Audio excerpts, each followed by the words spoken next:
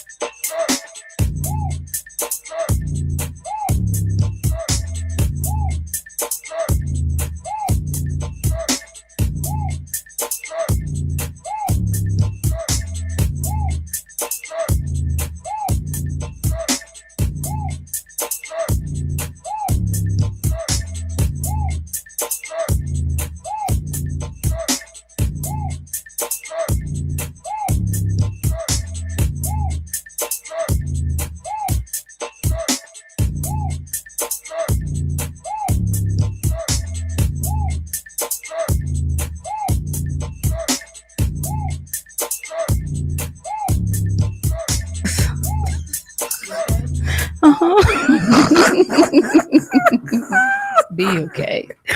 Jesus. Premenopause, y'all. Premenopause. You good. No, I'm not. As y'all can see, we have guests tonight. Thank you, Taylor. Oh, yeah, finally. Oh, Jesus. Oh. Premenopause is real. Okay. Hi, family. It's your girl, Nick. And we have guests tonight. I'm so excited. What's up, Pat? What it do, peeps? What's happening, Pat? So, what's going on? I'm going to introduce our guests. So, we have, and I didn't even ask you, am I supposed to be introducing you as minister? No, because I might say something tonight. Okay. No, it's fine. Daniel. Please just go Daniel. We're just going to go with Daniel. Or just do Kay Suspense. That's his nickname. Okay. We gonna call him Bishop Moderator from the 3rd Episcopal District of the Sevenfold Anointing Church of our Lord in Jesus of the Missionary Baptist Holy Ghost. Amen. Church of God in the living Christ. That's what it is, right? Okay, you'll mess around, so will come out for real. Oh my God. Just Daniel. So see, y'all, I have Daniel and Kay Clayton. Hey. These are my people. Y'all know I don't bring nobody unless they have been vetted, and I love them because I just don't bring people to the show just to bring people to the show. So you guys, we have been talking about traditional marriage in a non-traditional world. And the reason I felt like, and Pat, you can jump in, the reason I felt like this was important is because we live in a society where tradition is not really what that is. Like everybody either throws their thumbs at it or just disregards tradition. And even when we get into Christian values, people toy around with what tradition looks like. And the bottom line is tradition still matters. And when we're talking marriage and relationships, tradition still matters. So I felt like we do all of this talking about the dating space and what dating looks like. And Pat and I felt like it was important to talk about marriage. Am I leaving anything out? No, not at all. Okay. So I thought about you guys because of many reasons. First of all, y'all are just so in love with each other. And I just love. And y'all are supportive of each other and y'all get one another. And even while y'all were dating, I was just struck by your story and how y'all met and just how the Lord brings people together. Yeah. So I felt like when I was asking you, I already knew what I wanted the conversation to look like. But it sounds like you and Kay just match made. Well, no, like I already knew what I wanted the conversation to be purposed and intentional. Okay. And then when you said intentionality, I was like, see, look at God, look at the Lord. Amen. He right already did that. Yeah, so let's jump into how you guys met. All right. I'm going to start and then I'm going to pass the baton. So I was working my second legislative session as a chief of staff in Austin. And so I was in Austin and I get a DM from one of my neighbors. And my neighbor, she's an artist. I lived in a loft with just a lot of artists, photographers, painters, because I'm an artist myself. And so my neighbor would sell paintings and I'd walk downstairs, especially if it was late at night, pieced up, making sure she's safe. So I was pretty surprised when my neighbor DM'd me and asked me if I was single. And so I was like, okay, yeah, I'm single. Were you single? I was always single. That was a problem. And so I was always single. Okay. We'll get into that. And so I said yes. And she said, well, I have a friend I want to introduce you. And she sent me a picture. And the picture, it was a beautiful woman. But my wife is far more beautiful in person. So I just agreed to get on the phone. And at the time, I was only sleeping about 3.5 hours a night. I'd been doing that for weeks. So I was real loopy. But I knew I had to give her a call. So it was like 3 or 4 days later, I finally called her. The conversation did not go well. Because you was sleep deprived. I was half asleep. I was sleep deprived. Session was going crazy. And so I made it through the end of the conversation. It's probably the best way to say it. And so a couple of days later, I hit her back and I tried to call her back. And then what had happened was nobody picked up the phone and nobody called me back. She was like, I ain't talking to this dude today. No. So session ends. I come back to Dallas. I have my son with me and it's 4th of July. So we're looking at the fireworks. My neighbor comes out. So we're all looking at the fireworks together. And so I say, hey, how's your friend doing? Just in passing. I wasn't trying to holler. I wasn't trying to stir nothing up. Just hopefully your friend is doing well. So she was like, why don't you find out for yourself? Oh. So in walks Miss Kay. Yeah. And so I did not call her because I'd already tried to call her before. And I was like, I ain't fizzing. I'm good. That's that male ego. Yeah. Mm-hmm. We'll get into that later. Oh, yeah. And so I decided I wasn't going to try to give her a call. And then she actually reached out to me. And by the time she reached out to me, I was back in Austin. Now I'm gonna pass it. So my friend came to see me at my apartment and she was like, oh, Daniel asked about you. Daniel. No, I don't like that guy. But I was like, how come he didn't reach out to me by himself? And she was like, you should. So I told her that he tried to reach out to me one more time. And I told her how the very first conversation went, like it was boring. And oh my goodness. He was like, I am not trying to be a part of this foolishness. It was so boring. No, I don't like this. What else was it, baby? I mean, But look at God. yeah. So she, It seems like you want to add some more stuff. It's bored or what else? oh, it was so boring. Like we were just not connecting. I was like, I don't like this one. And I mean, the first time you're talking to a girl, there are expectations. And he wasn't just meeting the expectations, he was just going the other way.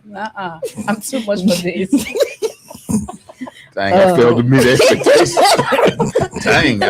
No, so Well, but wait, I want to pause right there because we all have expectations when we're meeting somebody. We all have expectations for dating. yeah.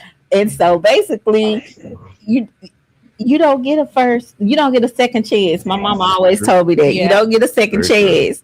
So Miss Kay, actually the Lord told her to give you a second chance. I think so. Because she was like I was done. Like, no, I'm not. No, I don't want to talk to this one again. Not even. Wow. Yeah, it was that bad. Like, I mean, he wasn't disrespectful or anything. He was like respectful and all of that, but he wasn't holding the conversation down. And you wasn't and holding for the me, conversation down, sir. the very first time, and I'm like, no, I want no. So when my friend came over to my apartment, she was like, I saw Daniel, and yeah, he was asking. I'm like, why is he asking about me?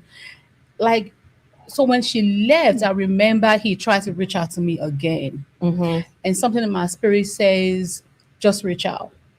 And after my friend left that night, I just sent him a text, like, hey, how you doing? And he started chatting. I'm like, okay, is this a new person? He had some sleep. And we were just flowing, and it was such a beautiful conversation.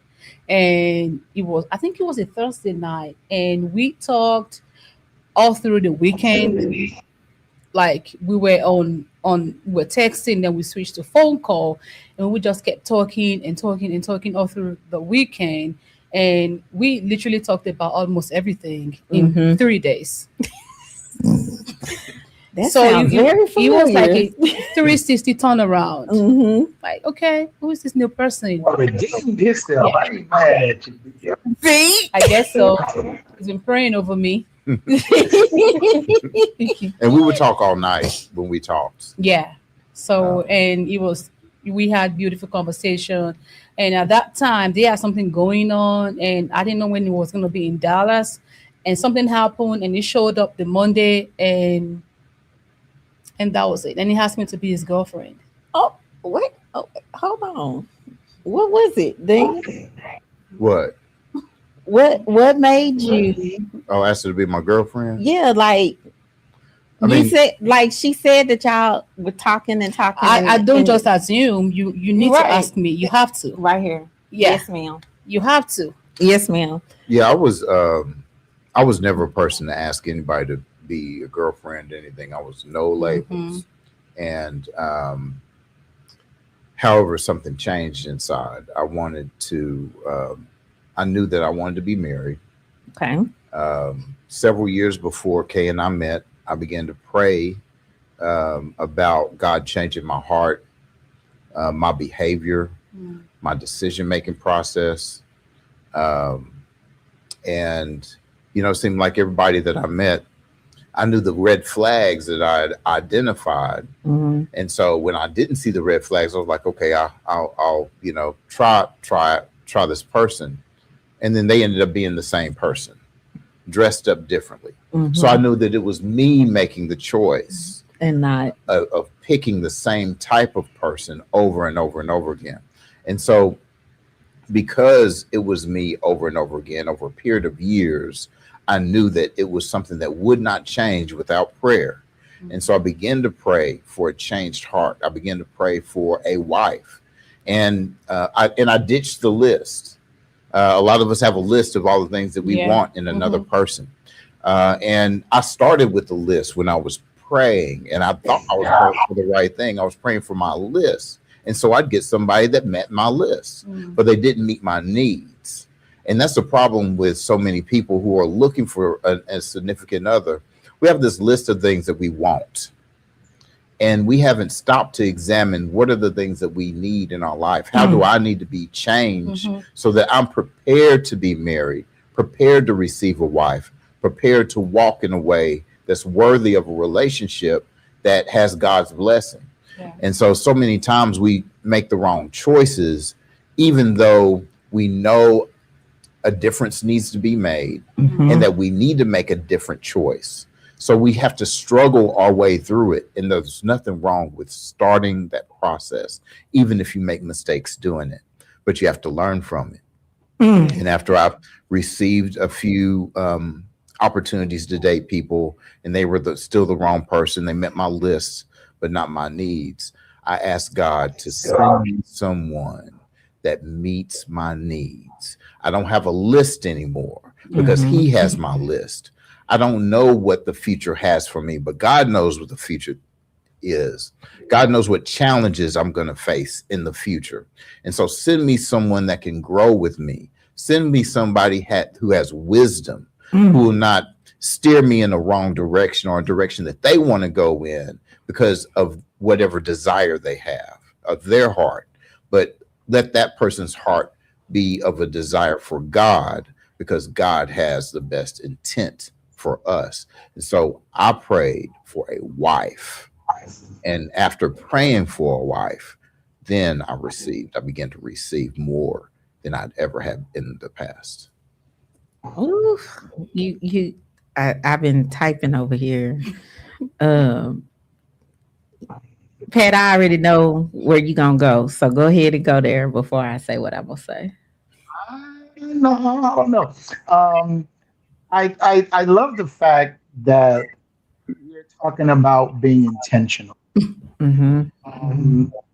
I spoke with someone on yesterday, and they asked me a question. They said, am I not worthy of what I want?" Like, explain the question. I said, I'm not understanding. I mean, I'm a good woman, and she went to run down, as he just stated, her list. And I do this, and I cook and clean, and I'll help with the bills, and I'll this, and I'll that, and da da da. And I was married and divorced, and I'm just trying to figure out why I didn't get what I deserved in a husband. And I said, because you weren't looking for a husband when you got married. Wait. She said, wait, no. She said, no. I said, no. I said, remember, we talked about this before. Well, here we go. I said, what did you say you was believing God for when you got married? You said you were looking for a father figure for your son. And I said, and you got a father figure for your son. You didn't get a husband. And it was complete silence. Yeah. She got exactly what she wanted. You only asked God for a father figure. The reason why I'm bringing this up, because as I'm listening to you talk, first of all, I thank God for you both joining us tonight and sharing your story. God bless you. We have to realize, as we're listening to them speak, the brain doesn't do what's right or healthy, but rather what's familiar. And what happens is, I hear my brother consistently saying, I didn't want no labels. I wasn't trying to put nothing on it. Like, it was just going to be what it's going to be. But then he understood that he had to be intentional, because she had already determined her worth before they even met. So here is the problem, and I want you both to speak about it, Nick, and I'm going to throw it back in your lap. Here is the problem that many people have in relationships, because you have to understand how we are wired stems from how we grew up.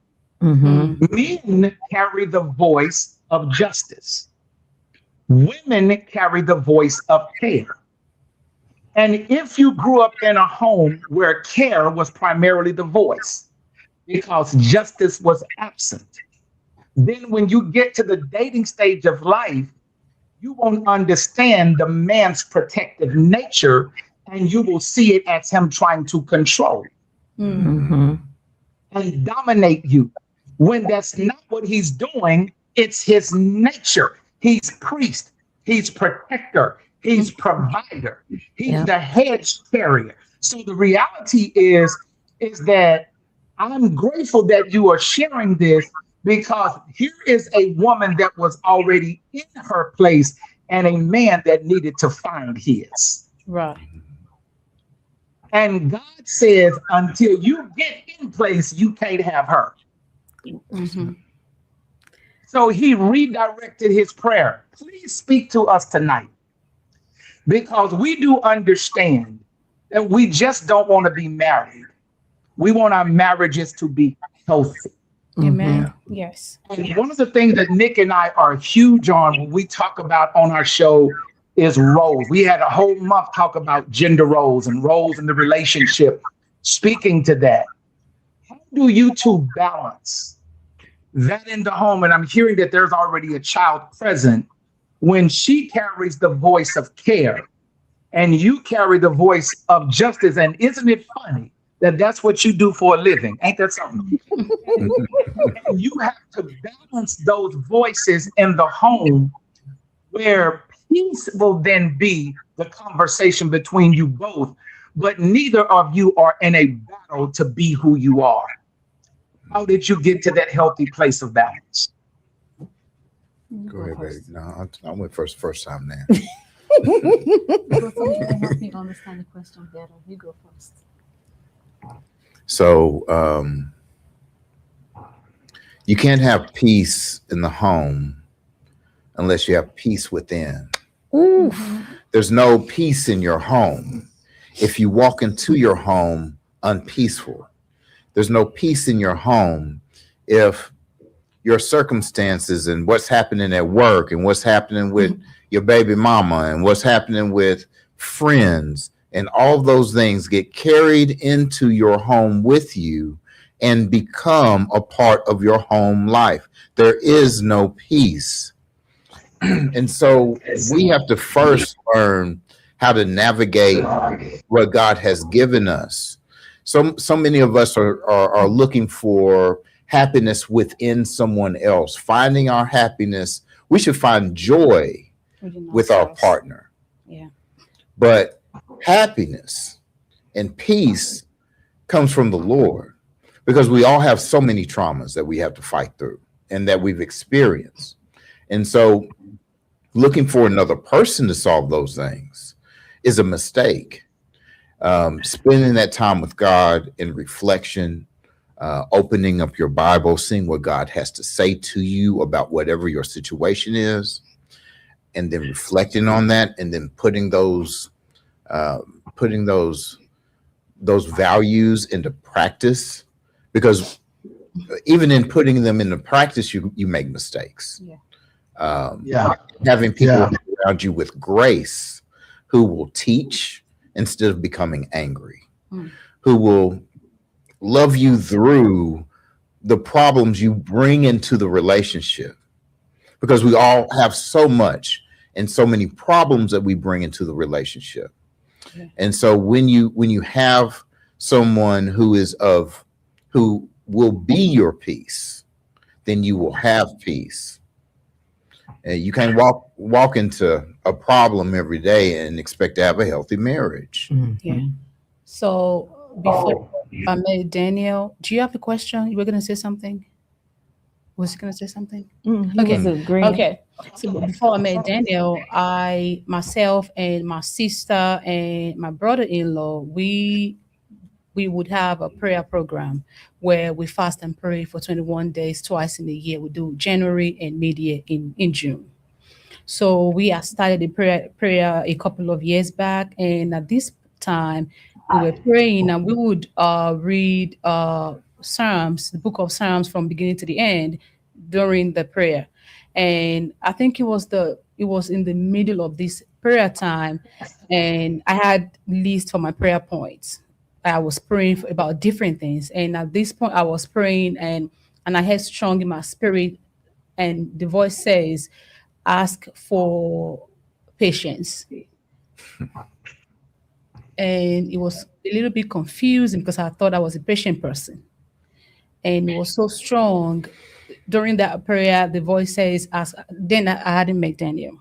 It says ask for patience. And so I had to drop everything I had on my prayer list.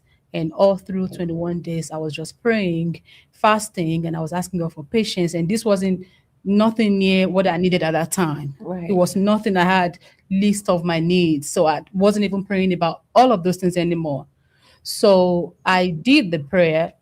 And later in the year, when I met him, I think a month or two into our relationship, and I saw why I was asked to ask for patience. Mhm.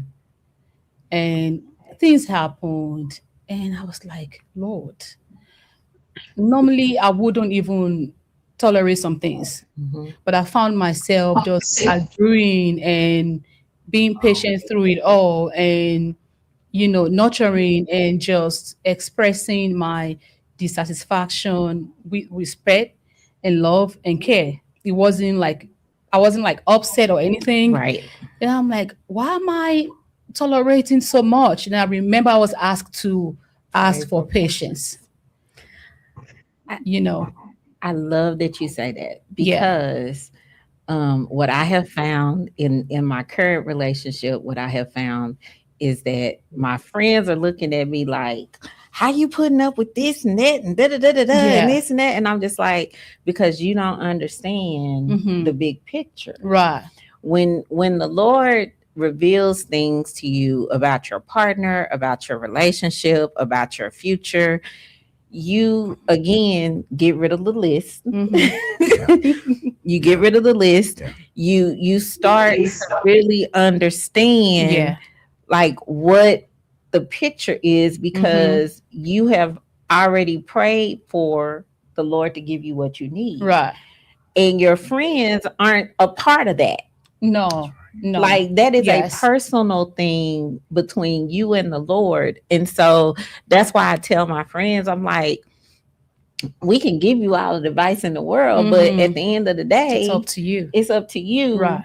because you need to talk to the Lord hmm about what this is looking like Yeah. between you, the Lord, and your mate. hmm And so you can't pursue a marriage or relationship with outside eyes. True. Yes, indeed. You have to True. have inside eyes, because things are going to come and things are going to happen. Yes. And the reason he was preparing you is because he knew Correct. whatever that situation was Mhm. coming, that could be the deal breaker for you, Absolutely. his daughter, Yes. because you Yes. in your mind was like, Mhm. okay, you were probably like, he don't deserve this, I don't deserve this, nobody deserve, Mhm. but because he prepared you ahead of time, Yes. you were True. able to look at that and be Mhm. like, oh, okay. Yeah. I mean, and again, he is also someone that listens. Mm-hmm. And like I always say that sometimes when you meet people in life, the person you are with is probably not the person the previous person was with. You heard him when he says that he's been praying and he's been preparing himself. And I do know that the preparation also comes with letting the old be in the past Correct. and embracing your new. And I see him doing that. Mm-hmm. And when I'm not comfortable with anything, he has a way of, he would just apologize and find ways to adjust. Mm-hmm. And when I look at someone, going out of their way to please me, to listen to what I'm saying, they might not be 100% at the time, but I see him walking through things. Correct. And he's always willing to walk through things and to adjust. Because I'm going to go back to purposed and intentional. Yeah. When the Lord is answering your prayer, when he gives you the mate that you need, that's purpose.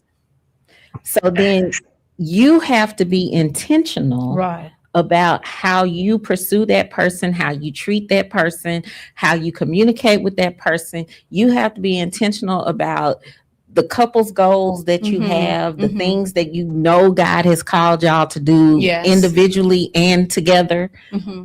So the intention is built into the purpose, Oh, yeah. because God wouldn't even give you the desire to pray for a wife, Daniel, if he had no intent on sending Kay Right. Right. to meet the need. So two things. One, is that oftentimes, I'll give an example. I dated someone for a very long time who I shared with them my observation that they wanted me to be their husband before that person would be my girlfriend. And I want you to listen to that. That person wanted me to behave and step up like a husband would do before that person would even operate in a way that would be like a girlfriend. Mm. And that was my observation. Now, again, I was a fool out there. So Yeah. that stuff didn't bother me. Mm. Right. I didn't let things bother me. And that's a problem. When you don't let things bother you, that's a problem. But we'll deal with that later. We have all put things ahead of a relationship. Mm-hmm. And what often happens is because we do those things, we damage the relationship before we even get into it. If you really want that man, if you really want, even if you're not saying the word husband, but the desire of your heart is to have somebody in your life, then you have to treat whoever walks through the door as if they are your husband. And you have to behave as if you are their wife, even if you're not doing all the husband and wife things, even if you're not going to all the husband and wife places, or they're not whining and dining you the way that you want. You still need to behave and present yourself as the wife you intend to be in order to have somebody that will honor you as a wife. Correct. Because a dog is a dog. A dog is going to bark and scratch fleas. Yes. Yes. And that's what dogs do. That's what dogs do. And if a dog can bark, scratch fleas, and eat a meal, Oh, Lord. then that's what the dog is going to That's do. what they're gonna do. And so, we damage each other. I'm not, that ain't my boyfriend, or that person's not serious about me. So I'm going to do what I want to. And while you're doing what you want to do, you're damaging the potential of a full and healthy relationship. Because when you finally decide, yeah, I do want that person. Well, you done did such a fool with them. Correct. Yeah. And you thought that you were slick about it. But of course, we're all intelligent, and we know when somebody's doing what they're doing. And so now you have permanently damaged a relationship that you've been hoping for, because relationships start off here. Yes. They're full of wonder. They're full of butterflies. They're full of, all of the beautiful things about a relationship. And then there's damage. And when damage occurs, the high of that relationship and the ceiling of that relationship lowers. And every time there's damage, it lowers just a little bit more. And no matter how many sorries you have, no matter how many times you ask for forgiveness can be given, but not forgotten. And even if your partner forgives you of your transgressions, there's a little bit or a lot of hope that have been lost. There's that butterfly feeling that's been lost. The magic has been lost, and that cannot be regained because you decided to enter the relationship doing you. Not doing us. Not doing One us. thing that is absolutely challenging to me as we really visit this conversation is that most of the time when people, thank you for that, brother, I appreciate that, when they talk about showing up in the capacity of a husband and a wife, normally they tend to think, okay, he got to pay my bills. Your bills is called adulting.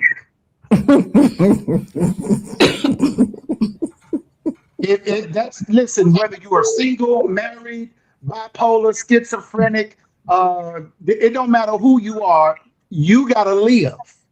You have to shelter, housing, clothes, food, raiment. You gotta live. And so most of the time when people begin to talk about that, that's what they think of. instead of really beginning to understand what the characteristics. Everybody loves, especially during like Mother's Day or if they have some women's conference, everybody is quick to want to talk about Proverbs 31. Well, do you not understand that they gave 26 attributes of a woman? And the conversation starts with a mother telling her son what to avoid. Son, if you are looking for a wife, be sure the first thing she says is, don't get this kind of woman because this kind of woman has made fools out of even kings. This kind of woman, she begins, a mother is talking to her son. Then she asks the question, who can find a wife? And then begin to give 26 attributes. Ladies and gentlemen, when Adam and Eve was placed in the garden was complete. It was perfect. It had everything that it needed, but he gave them one instruction: cultivate it. And just because you got the perfect man and you got the perfect woman, don't mean that you don't have to cultivate your relationship. Right. Even a Bentley requires maintenance. I don't care how expensive a Rolls Royce is. At some point in time, you better change the oil. Well, but I think It again requires that goes, maintenance.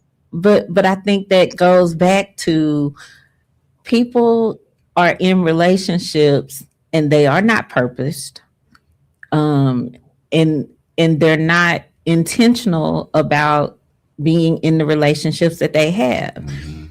Relationships require intention Absolutely. Yes. because you have to show up every day. Mhm. You have to show up and be present mentally, physically, emotionally, Mhm. and at the point you're married, financially. Um, you have to show up. It requires intention. So when we're dealing with people who don't want to, define anything, they just want to let things lie as they lie. We just gonna keep it light, just go with the flow. Mhm. That is a person who is not intentional about you and the relationship that y'all are supposed to be in. Yes. So Divine what, intention. For us, it was different from the beginning. I was just gonna say that. Yeah, it was different. Y'all came in with intention. Yes, and we were already the word I, me, or yeah, was disappeared in our conversation like almost immediately. Was us, we, ours, from Purpose the and beginning. Yes, intention. from the beginning. Yes. Mhm. The beginning. So Yeah. The now I got two other things to share. So we talked about God preparing. Mhm. Okay.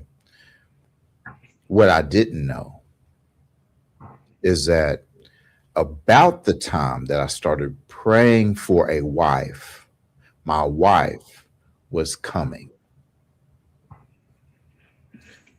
I hadn't met her. I was in the need of repair and preparation. Mhm. And so even though she had now come into a space where I could potentially meet her, God kept a separation there until I was ready. The second thing that I'll share is that my sister, her name is Mary Elizabeth Clayton, and she has a nonprofit called Salty Women. Mm. And so she had a group. She was living near Houston and had a group, and this was years and years ago. And she asked me to come and to talk about how to start a business because I'm a small business owner. So I came. She asked me for an hour. I did a 3-hour seminar on how to start a business. Afterwards, the oldest woman that was there, my sister's a domestic abuse survivor. And so she built a space, a safe space to build women and introduce them to things. The oldest woman in that space came to me and she prayed over me. She asked me if she could pray for me, and I said yes. She began to prophesy while she prayed. And this is what she said. She said that I was going to marry an African queen. An African queen. And I was like, you talking about a a sister, a Black American sister, because we call our African Right. queens. She said, no, you're going to marry a woman who was born on the continent of Africa. And I forgot. I totally forgot about that prophecy until after we were married. Because And I it came didn't back I to didn't you. accept it and I didn't believe her because I didn't think it was possible. But with God, all things I are was just possible. gonna say, Right. Mhm. now, Daniel, I have known you 20 plus years. Yeah, I've been a fool for 40. But I said, I have known you 20 plus years. When have we ever not known God can do anything? Yeah, but there's a difference between knowing God can do anything and expecting God to do those things in your life.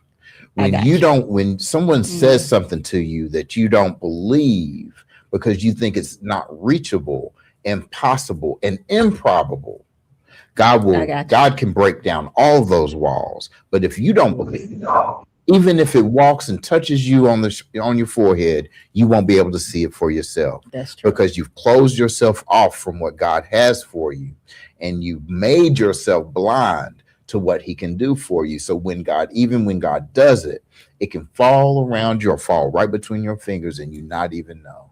Oof. So what I hear y'all saying is you still have to be open to receive what God has already promised you. Yeah.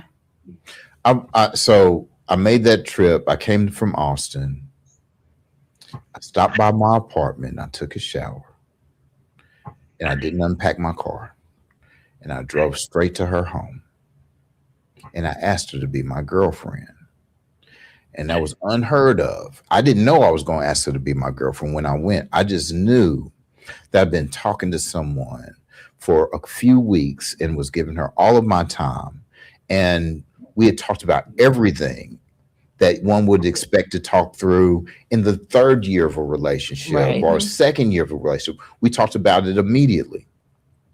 So in my heart, I knew what I needed. I asked her to be my girlfriend the very next week. I sat down with her and I was honest about my past, which you have to be intentionally honest about your past from the very beginning. Yes, you do. Everybody makes that mistake where you don't tell things and Yep. it bites you in the you know what. I was intentionally honest, uncomfortably honest Oh yeah. 'Cause you about have my to be. past. Mm-hmm. And so the very next week, I did something else that was unheard of. I sat down with her and I said, baby, I need to make a few calls and I want you to sit here while I do it. And I went through my phone and I started making calls. Hey, I'm off the menu. I'm off the market. Hey, I'm not available. I'm not available Listen. anymore. Yeah. Hey, I know we've been doing that thing for a long time back and forth. We can't do it no more. See? And I made those calls in front of Kay Yeah. with her. Because she needed to understand that you were serious. So when he did Yeah. all of that, And I didn't do it to impress oh her. yeah, No. I did it because it was an important step that really I Correct. should have taken that step before I even met her. Mm-hmm. That's the real part. I should have already done that in my preparation to receive a wife. I had not done that, and it hadn't even occurred to me because for any whatever reason. So Right. go ahead, Kay. So I think a couple of months ago, I was sharing with Daniel. I said, the things you did the first week of us, getting together, it's really paving ways for you right now Mm-hmm. because that built the trust, the solid foundation of our trust. Because everything he said to me, and he didn't only say it, he actioned everything. Mm-hmm. That built a kind of very solid foundation, and I have so much trust for him. Mm-hmm. If he's going to do anything, if it's going to be anywhere, now it might be uncomfortable hearing those information, but he will still tell me. Now, what do I want to go with? Would I rather not hear because it was uncomfortable, or would I rather hear those information and work on myself and on my emotions and allow him take care of the situation? Now, he will share something sometimes they were very uncomfortable, but I tell him all the time, the fact that you are told me yourself there is forgiveness. Mhm. And and maybe not even forgiveness, like trust. Like I can trust this person because he will always be honest, and before he would do anything, and sometimes he would do things not because he wanted to be tricky or wanted to be funny, but out of his innocent mind, will share with me. I'm like, babe, that is wrong. You are a married man. If you're having conversation with somebody, other people have to be there. Not because I don't trust you, but you shouldn't set yourself up for failure. Right. And that came out of him always telling me stuff. He will always share with me, oh, this happened and that happened. So in the course of our marriage, I told him a couple of months ago, I said, some things happened after we got married. If you hadn't done the things you did the week we started dating, I wouldn't have enough trust to pull through that situation with you. But because you've proven yourself to be trustworthy, and I know you tell me you don't do anything behind my back and keep them away from me, you would tell me everything. So for that, we have built that that solid trust. And I also think that is very, very important in any relationship. You have to be accountable, even when it sound weird, when it sound like this is too much. I'd rather hear about it from you, not find out. So yeah, that too, that helped. Pat. I absolutely love it. Just a second ago, and as we're talking about it, looking just at the word intentional, doing something, and goes back to the first word, on purpose, Yeah. deliberately, by design, rather than, as my man said, no labels. Mm. When you talk about characteristic of intentionality, that simply says that the doer is conscious of what they're doing and why. You're not just dating to be dating. Oh You're yeah. not just talking to be talking. You will come to discover that there is a lot of people. Man, Nick, we talk about this all the time. There is a difference in somebody being into it and someone being into you. Hmm. And most people very rarely experience somebody that's into you. And we talk about it. We even use that word intimacy, seeing into me, seeing me. And I love what she said earlier, even about the fact, and we even this was just a tidbit from last week's show. He owned what he did to her heart, Mm-hmm. owned it. He took ownership of her heart. This is, listen, this is what I've prayed for. This is what I've been believing for. I will dare not insult God by destroying this. I've been waiting on this. I've been praying for this. I've been believing for this. And I just love that the story exists, because for those that are believing God and are praying, these two people that are sitting on this stage tonight is a testament that if you trust God and believe him, it is possible. Oh yeah. He even said he didn't believe at one point. And so that's the testimony tonight is, with God, all things Possible. are possible. Possible. Amen. Yes. Absolutely. Yes. I just, I'm so glad y'all came tonight. um, if y'all don't take anything else from tonight's conversation, with God, all things are possible. Hmm. But even when God does the impossible, you have to put the work in, and you have to be intentional when it comes to your relationship. No ifs, ands, or buts. You have to be intentional when it comes to understanding your mate, having their back, covering them. And when I say cover them, I'm not talking about physical cover. I'm talking spiritually, emotionally, Yeah, financially, mentally, yes. emotionally, mentally. Mhm. You need to be in a position to cover your mate, because you don't know what they have to do with when they're not with you. So from both standpoints, y'all have to be able to cover each other, and that alone requires intentionality. Mhm. Because the Lord, when you are with the person you are meant to be with, the Lord will show you things, prepare you for things.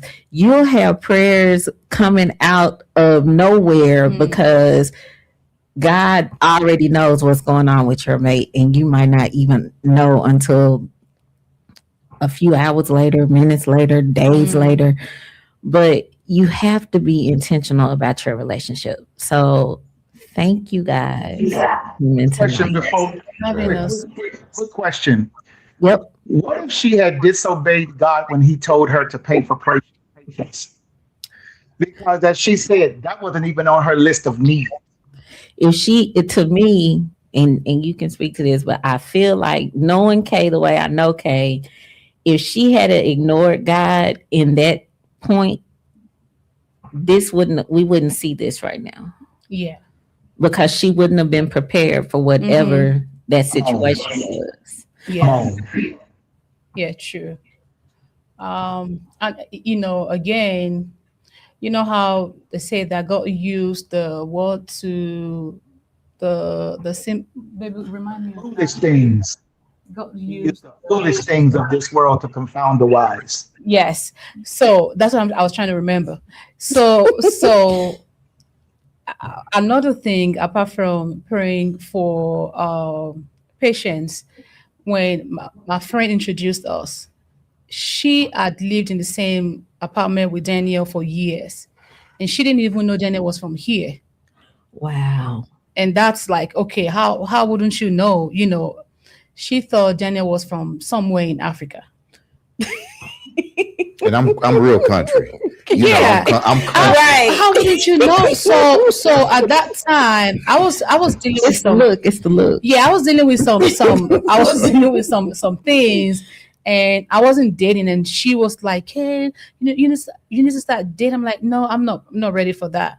And she would let me be. And at the time, she said, I have this neighbor. She's really kind. She's a good person, and she's from Africa. I'd like for you to meet him. I'm like, okay.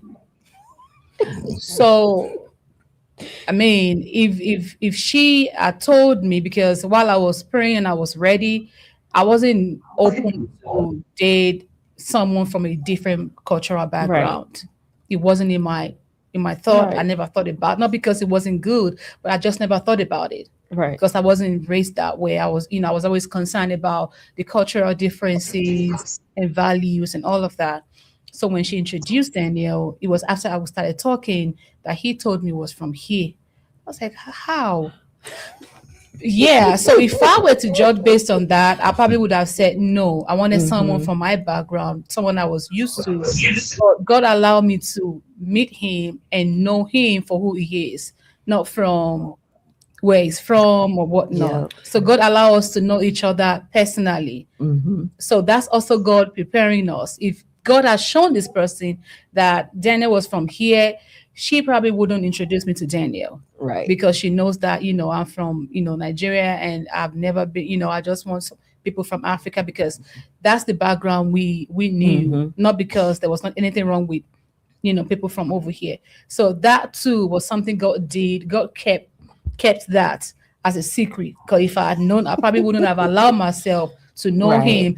And someone had told him that he was going to marry an African queen, and he was like, how would that even happen? I'm not in Africa, and I've never dated anyone from that part of the world. Even though there's a lot of African women in America, he still wasn't thinking in that direction because that's not his style of dating. Right. Yeah. Yeah. And Wow. my wife is a praying woman. I've never been prayed over so much in my life. Because that's what And we do. it's what, but it's so rare to find now. It is. It's rare to find a praying woman. Everything in our society is saying money, get it. What can you expect from somebody if they can't provide? And they call providers somebody that can pay a lot of money on extravagant things that you don't need. That's not provision. That's not Provision is Yeah. protection. Absolutely. Protection of the heart, protection of the spirit, A man will protect his wife. A fool will protect everything else around them. And then all things will fall apart because nothing lasts in this world. And so having a woman and a wife who prays and seeks God first, God reveals to her things in our relationship. God reveals to me things in our relationship that strengthens our relationship and protects us, because we both go before God and we put God first. Amen. And then God allows us to walk and navigate this broken world in a way that we are unbreakable. We're unbreakable in his sight. We're unbreakable in his spirit. And therefore we can walk through this broken world and carve out something that is unshakably and undeniable by his hand. And I'm thankful for you, baby. Oh, I just love y'all. Parting thoughts, Pat? This beautiful. This is just beautiful. This was beautiful. Thank you for sharing. This is beautiful. We don't have nothing else to say. Okay. We gonna drop the mic. So, we'll. I did think about when she was talking. I'm on Boys in the Hood when he said, "I ain't from Africa. I'm not from Africa. I'm from Crenshaw Mafia." Only you would think about that reference right now. Only you would think about that right now. My rose gold. My rose gold. She brought me back into the booth. I had to do a song for her. Oh, he did. Oh, yeah, he did. Yeah, I did a song for her. I performed it at our Right here. High five. Good job. Rose gold. He did all of that. Good job. See, I'm so glad y'all came. Thank you for having us. Thank you guys for coming. Thank you, Pat. Don't hang up. Stay there. Thank you, Taylor. And for the family who joined late, y'all were really quiet in the chat. So they are tagged in the post. So if you have questions, put your questions in the comments and we will get back to you. So other than that, we'll see y'all same time, same place next week. And we'll be finishing up this discussion on traditional marriage in a non-traditional world. Okay. Peace. Thank you for having us. Yeah. Bye.